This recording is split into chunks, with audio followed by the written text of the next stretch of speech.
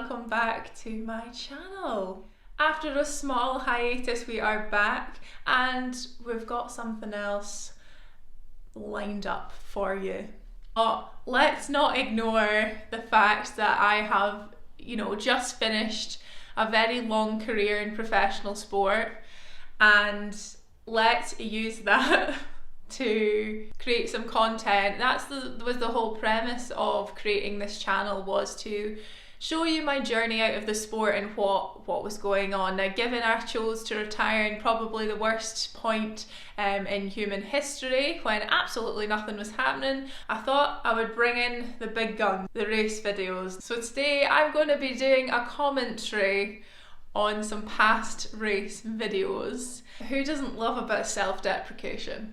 I'm going to be taking you through a handful of race videos from a couple of competitions, ranging from international competitions to ones that are on home soil, and I'm going to respond to those. My reaction is going to be completely candid.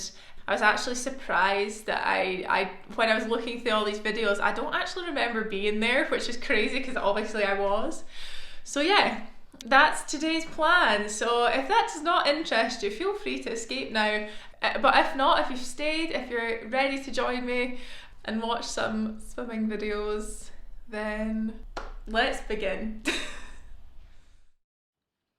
Okay, there we are. So this must be the 2014 Scottish short course in Edinburgh.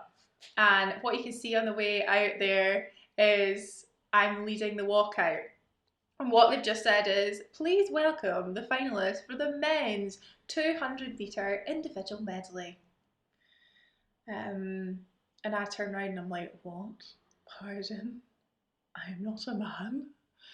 There was always this anxiety when you were at the front of the pack in an end lane and having to lead it out, because you're like, what if I walk out and nobody walks out with me?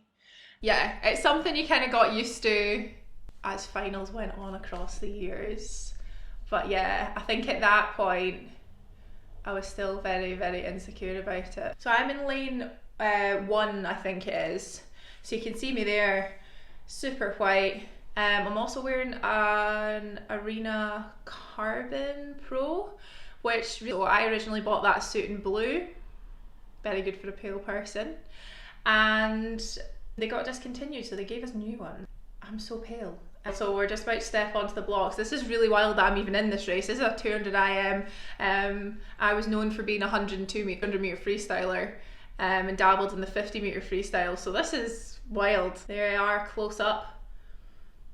I always had this really weird dive, and I kind of named it like the chicken dive because I would always bring my elbows back. However, I was told that was quite an efficient dive, so I just kept it up. The thing right now, so we're doing a 200 medley, which is 50 of each stroke. What is really impressing me at the moment is I'm actually keeping up with Tane, but she is actually the most fantastic fly swimmer, so I'm proud of myself for keeping up with her. It's my fly to back turn. Took approximately 3 to 5 working days to happen. We are now on backstroke, and I think it's just best if we look away because it was never ever a strong point of mine, and the fact that I'm actually in this final, it's an A final, so it's the best final, is a miracle because my backstroke lets the whole thing down. I actually think this is the 2013 Scottish Short Course Champs, and I tell you why I know this is because me and the other girls that went to the Commonwealth Games in Glasgow the following year, we aren't wearing our commie race suits. So I can tell you it's 2013, it's before the Commonwealth Games. So it's the way the seasons work is that basically you have your short course season, which is when we compete in 25 metre pools, and they last roughly like September to December, and then we switch over to the long course season, which will be kind of what you're all familiar with, like Olympic, Commonwealth season, and it's swum in a long course pool, so a 50 metre pool. What you see in Olympic events is long course racing. It's such a strong field as well. When you see where I actually finish in the pack, you know, these girls were incredible. Some of them ended up being my teammates in the Commonwealth Games. I was 13 seconds behind the leader, which is alarming. Anyways, we move. So this is a presentation for the women's 100 metre freestyle at Scottish Short Course in 2014. So yeah, the reason I can tell that is because I'm now wearing the Scotland racing suit from the Commonwealth Games. Immediate reaction: what the hell am I wearing? What am I wearing? Now, I consider myself to be a reasonably well put together lady. I feel like, you know, I don't look too bad when I put outfits on. However, that is severely questionable. Now, what I'm sporting, and you can't actually see in this clip just now, so I've frozen it, is, they were my favourite shoes. They were my favourite shoes, but they really didn't go with a lot. They were quite a neon colour. A lot of bright colours going on. They really reminded me of like Spider-Man. They kind of got that vibe. And I loved them, but they didn't go with a single thing unless you were wearing completely black or navy or something. But I'm wearing those, and you can't see them yet, but wait till I stand on the podium. And then I'm sporting a delightful blue Primark hoodie. Now, I was part of a very small team at that point in time, so we could obviously like afford t-shirts and stuff like that, but when it came to kind of the full kit, we didn't have it. So and that's what I grabbed. That's what I thought. I think my rationale behind it was like, you know, Scotland's blue and it's not my finest moment, fashion wise anyway. I think I never actually appreciate the things I've done in my career until I'd actually looked back at this. I'm like, oh, you're not bad. You're not too bad. Questionable fashion choices, but you're not too bad. Just now, but it's the shoes. And I also feel like I look incredibly nervous. For someone that's just won a medal, you should be chilled, you should be happy. But I can tell you, when you're standing up there with a spotlight on you, all you can think about is like, so for me, a nervous thing that I got, because usually they would take your photo, when I smiled, my my lips got stuck to my gums, or my cheeks used to shake, and like I always thought it was really obvious and people could see it, but I'd quite often get that on the podium, even kind of towards the end of my career. I kind of had to bite the inside of my cheeks so they didn't shake. Okay, next up we have the 2019 Euromeet, which was hosted in Luxembourg. It's one of my favourite places to race. So this is the final of the women's 200 metre freestyle. And my biggest concern was not falling off the wee stage that you came out of. So basically how it worked, and you're about to see it, is that there was, where the starting blocks were, and behind it was like a walkout, and then a wee set of stairs down onto poolside. And I remember being like slightly concerned about that. I'm not the most steady on my feet at the best of times, so I was a bit worried. And I remember my teammate just saying, don't put your goggles on, because that's why everyone's fallen, because when they put them on, it's like clouding where the surfaces are, so people are like tripping down the stairs. So I was like, all right, ready to go. So you can see my legs just walking out there. Didn't fall down the stairs successfully, it's amazing. One thing I'd always do is walk pretty fast, and always have this thing, it was like another nervous thing, I would bite my bottom lip, so I'd take it in like a wee old granny, and it didn't look good. And the amount of photos I got, I was like really cool photos, and then it's just me like no bottom lip. And the biggest thing about this competition was that the cameraman would get up in your grill. Like, I mean, the angles you can see just now, the cameraman's coming up underneath people's chin, and if you're, you know, good at that kind of thing, you just give a wee cute wave and be like, hello, yeah, this is me. But not me. I didn't. I just chose to ignore him. The big thing about this race for me, got a chance to race Sarah Solstrom. So she is a world record holder. And I think this should be coming up now, but my biggest achievement was when I turned at 50. I turned third. There we are. 0.5 seconds behind Sarah Solstrom. I can tell you for free, it doesn't continue that way. That was just a nice wee achievement. So this one's huge. This had a big build up. This was the 2016 British Open Championships, basically just ahead of Olympics essentially. This was like make or break it meet for us to represent GP. And yeah, it was a 50 freestyle. Now I was a closet 200 freestyler, didn't really realise it or appreciate it until quite late on in my career. I was like, it's too far, I don't want to. And I would kind of dabble in and out of the 50 freestyle. So this is literally one length of the pool.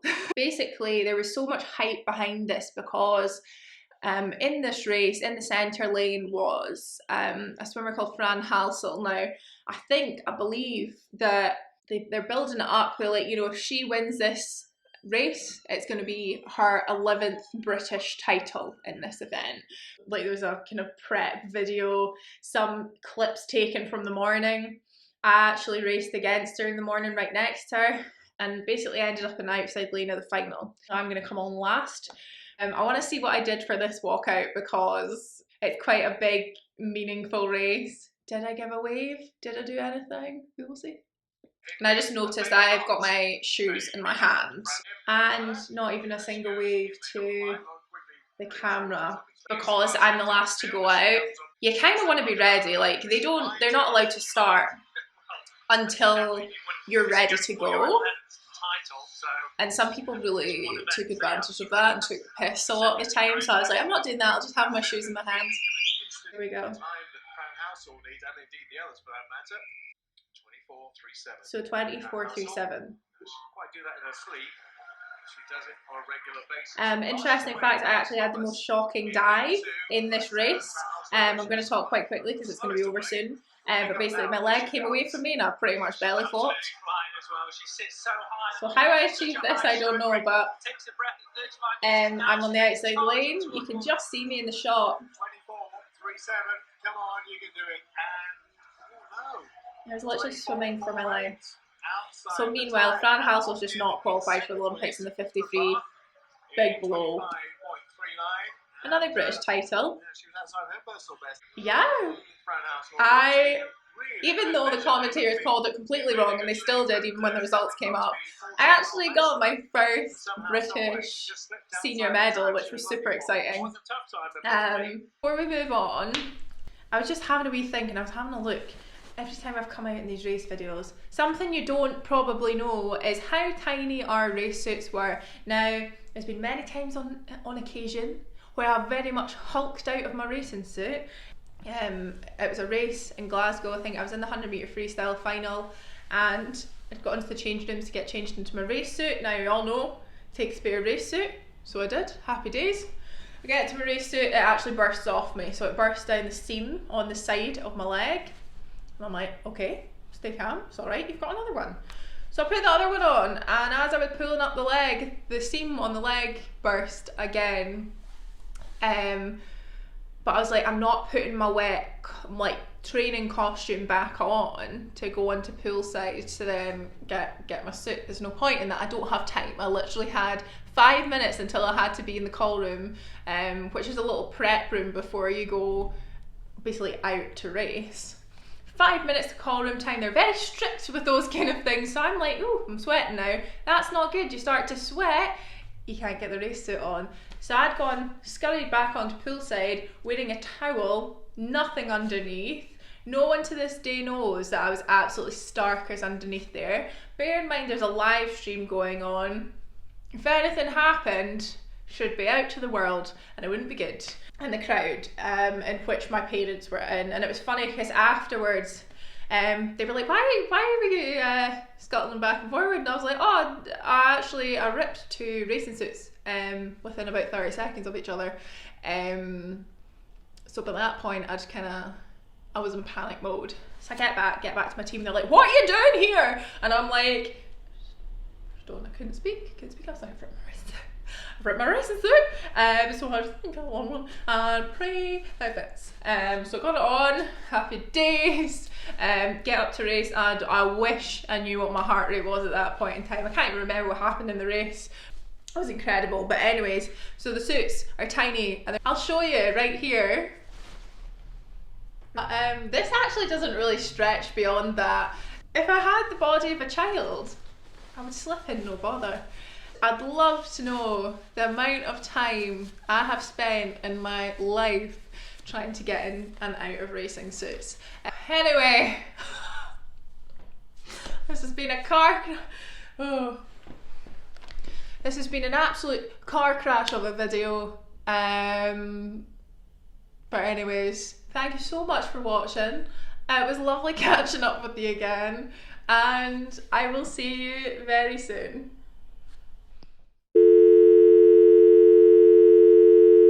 Had enough of it and you don't really want to see the rest of it. However, I'm just chatting shit. Let's go. Let's get down to business to defeat the Huns. So it's something.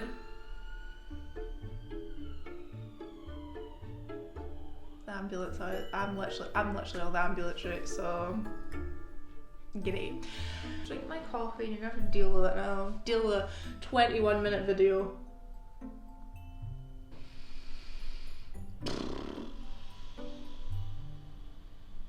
Kids these days, they're in their fancy expensive suits. Wee granny giving you lectures, but back in my day, we didn't wear race suits.